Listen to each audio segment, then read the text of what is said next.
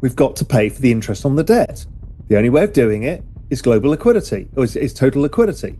And as you go through, that then lifts that. So if you go back to that chart, there's the hockey stick over time, that longer term version of the banana zone that has to come into play, because if not, the whole system falls apart. So here we are, the shutdown's ended. It takes a while before the money starts flowing. So the TGA's only just kind of released $40 billion, but we're expecting like $200 billion or $250 billion over the next 2 months. So what happens then is eerily similar, should stabilize coming few days, next week, today, who the hell knows, doesn't really matter. I know it feels like it does, but it doesn't. And then the market took off like a rocket ship. Raoul opens with a clear message. Crypto didn't fail. The cycle didn't end. And nothing is broken about the market itself. What actually happened was mechanical and predictable, driven entirely by shifts in global liquidity. He explains that the recent crypto run fizzled out. Bitcoin lost momentum, Ethereum and Solana couldn't set new highs, and small-cap tokens crashed for one simple reason. Liquidity was pulled out of the global system. And when liquidity tightens, the first market to feel it hard and fast is crypto, the most liquidity-sensitive asset class in the world. Before we dive in, make sure to like the video, subscribe, and turn on notifications so you don't miss future content. Feel free to explore our other videos on crypto and the broader digital asset space, and share your thoughts in the comments. Your engagement helps the channel grow and supports the algorithm. Enjoy the video. People just don't understand, because I said it's not going to work all the time, but why didn't it start? Why did it break apart? Well, it broke apart very simply because liquidity got sucked out of the system, and it got sucked out of the most beta to liquidity asset in the world is crypto. So it came out of crypto. And if you think of the crypto beta curve, you got Bitcoin and then Solana, let's say, and then let's say SUI. They're all different levels of beta or leverage to this trade. And what happened is liquidity starts coming out over this period. Now, the TGA should have been started draining two months ago. And once they drain it, it starts lifting asset prices significantly, the normal cycle. What happened this time is the shutdown of the government. So they couldn't drain it. So it got stuck at $1 trillion. And normally you drain it, but they didn't. So normally we would have seen something like 2022 where we start to see a drain. We didn't get that because it got stuck, because they stopped spending money. So therefore, no liquidity in the system. Therefore, stuff like M2 doesn't flow through the system and things fall apart. So here we are, the shutdown's ended. It takes a while before the money starts flowing. So the TGA's only just kind of released $40 billion, but we're expecting like $200 billion or $250 billion over the next 2 months. So what happens then is eerily similar, should stabilize coming few days, next week, today, who the hell knows, doesn't really matter. I know it feels like it does, but it doesn't. And then the market took off like a rocket ship.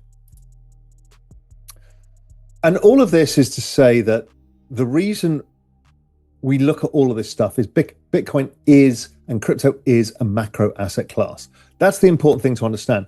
What it means by macro, it's driven by macroeconomics. And macroeconomics, for me, is the business cycle. And here is the business cycle, up and down. We talked about that before. And lo and behold, remember that, the 4-year cycle? Well, that was the crypto cycle. No shit, Sherlock, because it was the debt refinancing cycle. And right now, the ISM is kind of in that middle year where it's not hooked up, not grown. Bitcoin's slope has been frustrating for people. I want this bit. Well, it's going to come in the next 12 months, and everyone's going to go, he said that last year. He's a moron. He's just a snake oil salesman. Look, market analysis is not some sort of crystal ball where you see the absolute truth in everything. The everything code is the truth. How it plays out is still something we need to learn. And we need to understand the nuances. When the world gives you lemons like a government shutdown, You need to deal with it. You bought the ticket, you take the ride. And you just kind of grow up and deal with changing probabilities, because that's how the world works. We had a perfect 4-year ISM cycle that changed. And it's driven, the cyclicality of the economy is driven by the debt maturity distribution. So the debts have to be rolled, and we need to, because going back to this chart, if you remember, we pay it by debasing currency. And so when the debts get rolled, currency debasement increases. And that is the process by which markets and economies have operated since. It's all the same cycle, and it happens globally. So up until 2024, we had this perfect 4-year cycle. I mean, perfect. And that was because the debt maturity of the debts after 2008 was 4 years. And then something changed. And we're like, what the fuck is going on here? We didn't really understand it until we went back to this and redid the maths and realized in 2022 and 21, when rates went back to zero, they extended the maturity of the debt from 4 years to 5 years, or 5 and a bit years. And so what that did was break this. We had this extra year in the middle that we never had before. The extra year in the middle didn't need peak refinancing. The refinancing is for this coming 12 months. So we haven't had peak refinancing. So you didn't get peak economic growth. Economic growth was held because we didn't get that stimulus. Rates remained higher because of it. And the cycle extended to this. And this is the 5.4 year sine wave. Now, we don't know what the next cycle is going to be, depending where all the debt maturity ends up. They're all sticking it in the short end right now. It might shorten it back down to 4 years. Don't know. We'll have to see, but this is what we're dealing with. And where we should end up is peak cycle is somewhere towards the end of 2026. This is the reason we don't believe in the 4-year Bitcoin cycle that's suddenly independent of the NASDAQ. They're all the same cycle. Or the ISM, it's all the same cycle. But suddenly some people online are like, well, it's all over now. We didn't get our rally in November and October. It's finished, all over. Let's come back again in 18 months' time. Probabilistically speaking, that's a load of fucking wank. That probably gets me banned from YouTube. But wank's a great expression in England. Okay. So the game is paying the interest payments of the debt. That is where the debt growth is coming from, is the interest payments. Don't forget, the interest payments are now a larger part of the US budget deficit than the military is. And we do that by printing money. Dun, dun, dun, dun, dun. I mean, Christ, I've told you this a million times. So we print money, and look, we've got lots of debt to roll, and we need to print money to do it. Raoul points viewers to a harsh reality.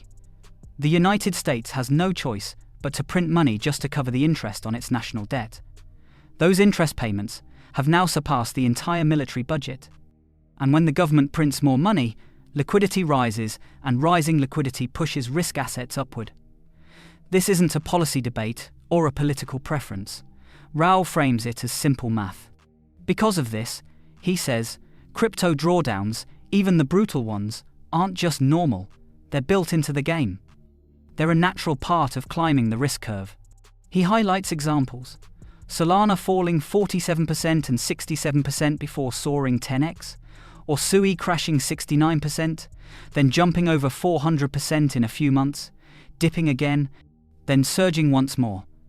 This is exactly how early-stage, high-beta assets typically move. Right now it's about 28%. This is normal. You have lived it before. So it's like going, oh my God, I've woken up and the sun's up. Oh my God, the world's going to end. What's that ball in the sky? Well, it happens every morning. Well, yesterday was cloudy. I know, but the sun is still there. So you've lived this before. You understand the volatility. Oh my God, it's so hot. Yeah, because the sun's come up. Solana corrected. This is now the risk curve that I talk about. 47%, 67%, currently 48%. Oh, you see the stair step? SUI, newer token, lower free float. SUI corrected 69%, then went up 150% in a month to new highs. 79% in 2024. I don't know if any of you even remember the 79%. Then it rallied 412% in 2 months. 412%. Then it fell 68% in 2025 and rallied 157% in 2 months. And right now, we're down 65%. It's normal. That's what it should be for this maturity of asset and where it fits in the risk curve. This is all kind of normal. And so I finish off with this as ever. It's kind of my gift to you, and people still don't get it, is we are in this for the long run. Yeah, sure, you might want to take some lifestyle chips off. But really, if you're trying to do it cycle by cycle, you will fuck it up. And I've explained this all the time. The longer term time horizon, by being in it for 1, 2, 3 cycles, is where you really compound wealth. To try and think you're going to time the top, because I think, probabilistically speaking, all the people who think they've timed the 4-year cycle and they've gotten out because they're so fucking smart will have proved to have been wrong. Maybe. I think I'm so fucking smart, I'd be proven to be wrong. Somebody's going to be wrong somewhere. And that's how hard it is to get these tops right. But if you stay in it, and then you dollar cost average when it falls, you compound over time. I keep explaining this to people that can't understand it.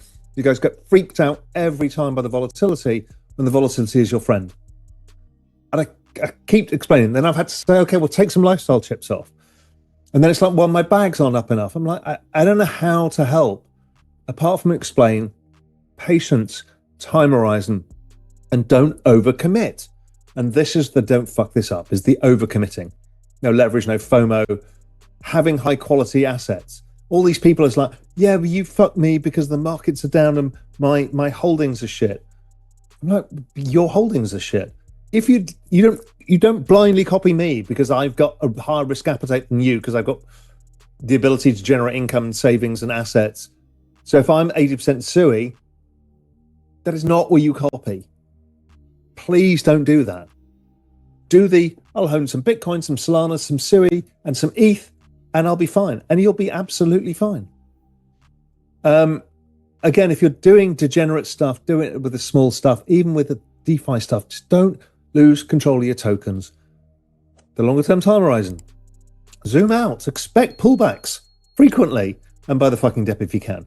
Here we are. You should be begging anybody for money right now on the streets. Maybe if you can play guitar, do something, stand on your head for 10 minutes, and even do one of those stupid bloody statue things. Anything, just get some money and put it into the markets. Raoul issues a firm warning. Don't try to trade every swing. Attempting to pinpoint exact tops and bottoms almost always ends badly. Overexposure, leverage, and FOMO are the traps that wipe people out. And above all, never mirror someone else's portfolio, not even his. Raoul's risk tolerance, income, and objectives are completely different from yours. What works for him could be disastrous for another investor. He wraps up with a direct, powerful message. If you zoom out, stay consistent, and learn to embrace volatility rather than fear it, you'll weather the short-term chaos and position yourself to benefit from the long-term compounding driven by the global liquidity cycle. That cycle will return, it's inevitable, and when it does, it will push the entire crypto market upward as rising liquidity is used to service the world's growing debt. If you found this breakdown helpful, make sure to like the video, subscribe to the channel, and turn on notifications so you don't miss future deep dives.